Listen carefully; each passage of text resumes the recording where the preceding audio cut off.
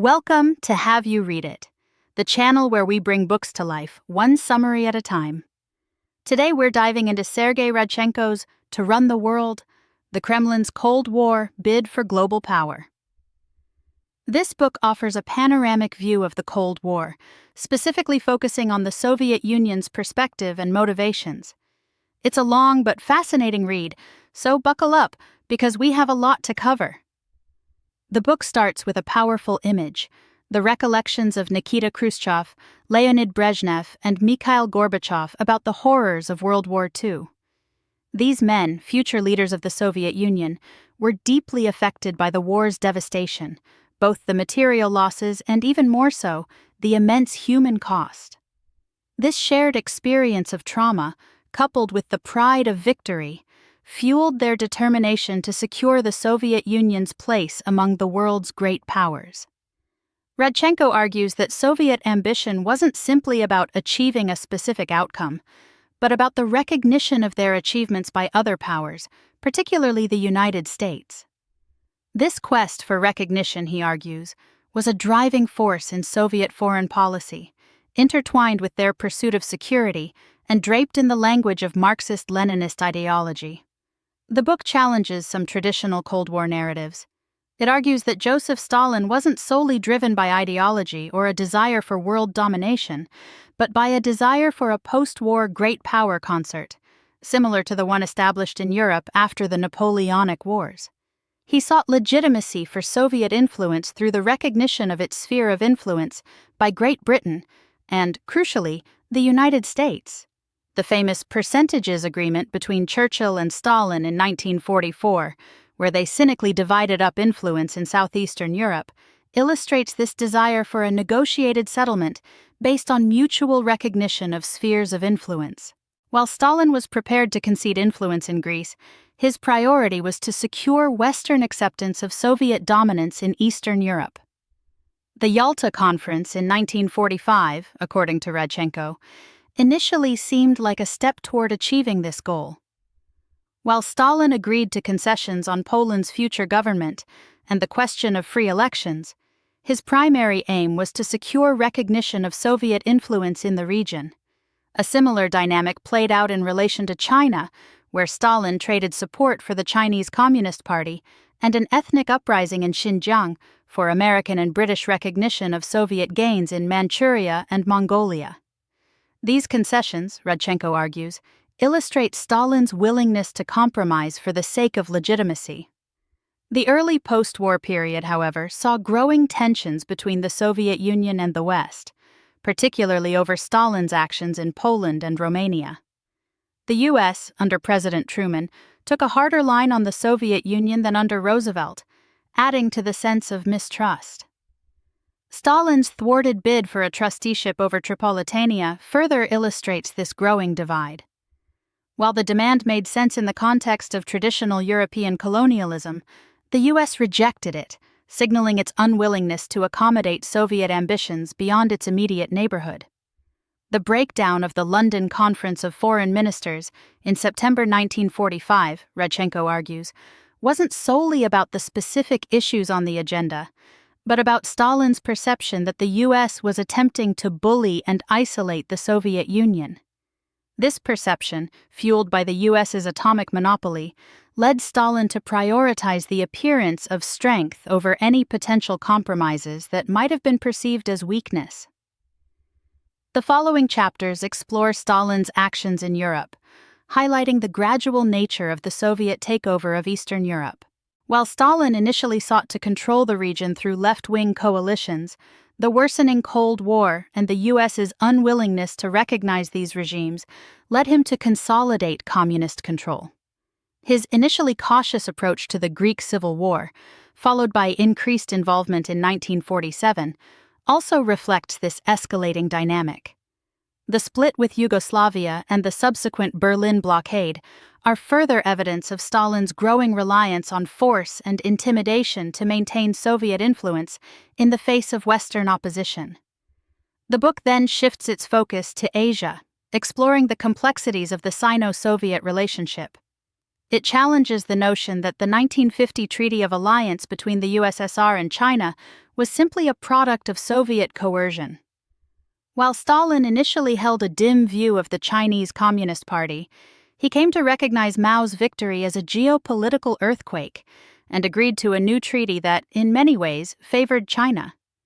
Radchenko argues that Mao skillfully used the prospect of Western recognition and his own willingness to play the loyal pupil to secure Soviet concessions. This new alliance, however, was soon put to the test by the Korean War, a conflict that Stalin initially supported but that ultimately dragged both the USSR and China into a bloody and costly confrontation with the United States. The next part of the book deals with Khrushchev's era. It explores the post-Stalin leadership's efforts to reduce Cold War tensions, including tentative steps to allow a neutral capitalist East Germany. However, Khrushchev's personality, boisterous, impulsive, and deeply insecure, added a layer of unpredictability to Soviet foreign policy. His decision to denounce Stalin in 1956, while motivated by a desire to address the horrors of Stalinism, had unintended consequences, undermining the Soviet Union's moral standing in the world and weakening its ability to project leadership. The twin crises of 1958, the upheaval in Iraq and the conflict in the Taiwan Strait, highlight the competitive dynamic of the Khrushchev-Mao relationship. While Khrushchev sought to manage the Iraqi revolution through diplomacy and brinksmanship, Mao seized the opportunity to challenge U.S. influence in the Taiwan Strait, committing the USSR to a potential conflict. These crises, exacerbated by Khrushchev's economic boasting and Mao's great leap forward, revealed the limits of Sino-Soviet solidarity and the growing rivalry between the two communist powers.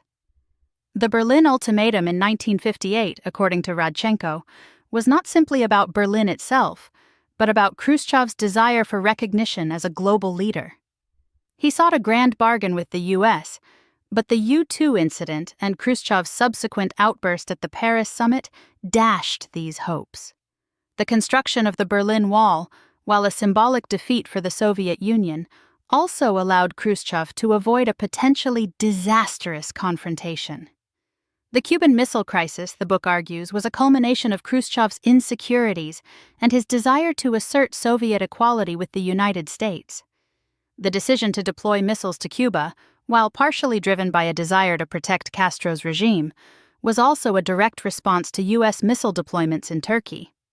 The crisis revealed the limits of Khrushchev's brinksmanship and further strained the Sino-Soviet relationship, as Mao condemned Khrushchev's capitulation to the U.S.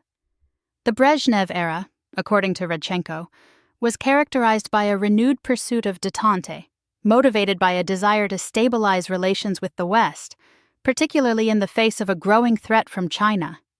The invasion of Czechoslovakia in 1968, while a brutal assertion of Soviet control, was also a reflection of Brezhnev's fear of losing a key strategic ally. The Ostpolitik and the blossoming relationship between Brezhnev and West German Chancellor Brandt illustrated the potential for bridging Cold War divides. At the same time, Brezhnev cultivated personal relations with Nixon, which helped enable the SALT-WARN and ABM treaties. The Soviet leader even went so far as to propose a quasi-alliance with the U.S., a condominium that would manage the world.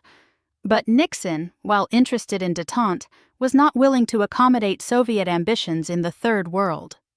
The Yom Kippur War in 1973, Radchenko argues, exposed the fragility of détente. Despite Brezhnev's efforts to broker a ceasefire, he was caught between his desire for a negotiated settlement and the need to support his Arab clients. The crisis brought the superpowers to the brink of another nuclear confrontation, highlighting the competitive dynamic of the Soviet-American relationship even during a period of ostensible cooperation. The following years saw détente unravel further. Soviet involvement in Angola and Brezhnev's growing resentment at U.S. policies, particularly on human rights and trade, poisoned the relationship. Despite some achievements in arms control, the Soviet Union, under an increasingly incapacitated Brezhnev, drifted towards confrontation. The final part of the book covers the decline and collapse of the Soviet Union. Brezhnev's successors, Andropov and Chernenko, inherited a stagnating economy and a hostile international environment. The Soviet invasion of Afghanistan in 1979, while nominally driven by security concerns, was also a product of bureaucratic inertia and the Soviet leadership's inability to manage a recalcitrant client. The crisis in Poland in 1980-1981 exposed the fragility of the Soviet Empire and the limits of Moscow's control. Gorbachev's rise to power marked a dramatic shift in Soviet foreign policy. His new thinking, centered on disarmament and non-intervention, was a reflection of both his personal values and a recognition of the Soviet Union's declining ability to compete with the U.S. The INF Treaty and the withdrawal from Afghanistan were significant achievements, but Gorbachev's domestic reforms inadvertently opened the door to the unraveling of the Soviet Empire. The fall of the Berlin Wall in 1989 and the subsequent reunification of Germany marked the end of the Cold War as we knew it. Gorbachev, while seemingly accepting of these developments, sought to manage them through a pan-European security architecture, but the U.S., under President Bush, had little interest in accommodating Soviet aspirations for a post-Cold War condominium. The final collapse of the Soviet Union in 1991, Radchenko argues, was a consequence of multiple factors, including economic stagnation, ethnic nationalism, and Gorbachev's own miscalculations. His legacy, however, remains complex. He ended the Cold War but inadvertently ushered in a new era of uncertainty as the post-Soviet world struggled to find a new equilibrium. Radchenko's book leaves us with some powerful takeaways. The Cold War was a three-body problem. The Soviet Union was constantly seeking validation, both from the United States as an equal superpower and from other communist countries, especially China, as the leader of the world revolution. These two quests often contradicted each other and added complexity to Moscow's decision-making. Recognition is a powerful motivator. The Soviet Union's foreign policy was deeply shaped by its desire for recognition, both as a great power and as a revolutionary force. This desire often outweighed more pragmatic concerns, such as security and economic stability. Legitimacy has internal and external dimensions. The Soviet Union sought to justify its actions through Marxist-Leninist ideology, but also craved external validation from other powers. This need for external legitimacy made it particularly sensitive to perceived slights and challenges to its authority. Personal relationships matter. The Cold War wasn't just about abstract states, but about the personalities and perceptions of individual leaders. Personal relationships between leaders could sometimes mitigate tensions, but also exacerbate them when trust was broken. Domestic politics shape foreign policy. Both the U.S. and the USSR were deeply influenced by their internal political dynamics. The U.S. was often constrained by public opinion and congressional pressures, while the Soviet Union was hampered by bureaucratic inertia and leadership struggles. The nuclear revolution changed everything. Nuclear weapons transformed the nature of great power conflict, making war unthinkable but also adding a new dimension to the struggle for prestige and recognition. Thanks for watching. Make sure to give this video a thumbs up and hit that subscribe button so you never miss our next book dive.